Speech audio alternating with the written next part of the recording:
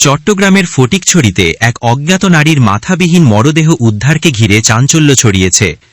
শনিবার বিকেলে উপজেলার পাইনদং ইউনিয়নের নতুন আশ্রয়ন প্রকল্প সংলগ্ন আকাশমণি বাগান থেকে মরদেহটি উদ্ধার করে পুলিশ।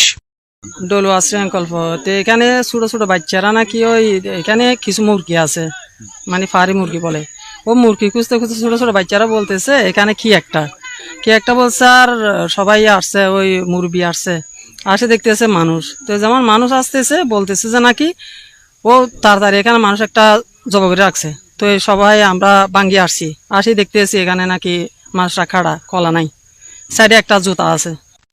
স্থানীয়দের বরাতে জানা যায়, বিকেলে কয়েকজন শিশু বাগানের পাশে খেলতে গিয়ে উলঙ্গ অবস্থায় মরদেহটি পড়ে থাকতে দেখে সঙ্গে সঙ্গে আশপাশের লোকজনকে খবর দেয়।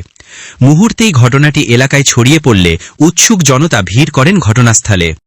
ওই ছোট বাচ্চারা ওই ফারে বন্যকুরু আছে না, বন্যকুরু ওই দৈত্য এরা ওই আইসে এখানে, হ্যাঁ, এরা মানে তারা দেখে দৌড়ে যায়, বলছে মানে এখানে কত কি এই গরুর মতো লাগে, ওই মানুষের মতো লাগে, গরুর মতো লাগে, মানুষের মতো লাগে।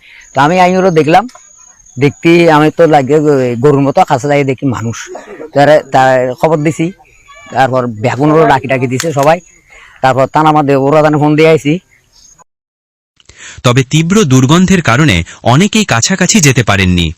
পুলিশ জানায়, মরদেহটির মাথা বিচ্ছিন্ন ছিল এবং শরীর পচে বিকৃত হয়ে গেছে।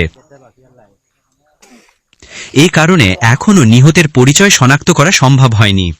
এ বিষয়ে ফটিকছড়ি থানার officer in charge OC Rabiul Alam Khan বলেন, ওটা লাশ পাওয়া গেছে জঙ্গলের মাঝে, পরিচয় ডিটেক্ট করা যায় নাই, সিআইডিপিকে ডাকছি, লাশ মর্গে পাঠাইলে ওরা ওটা।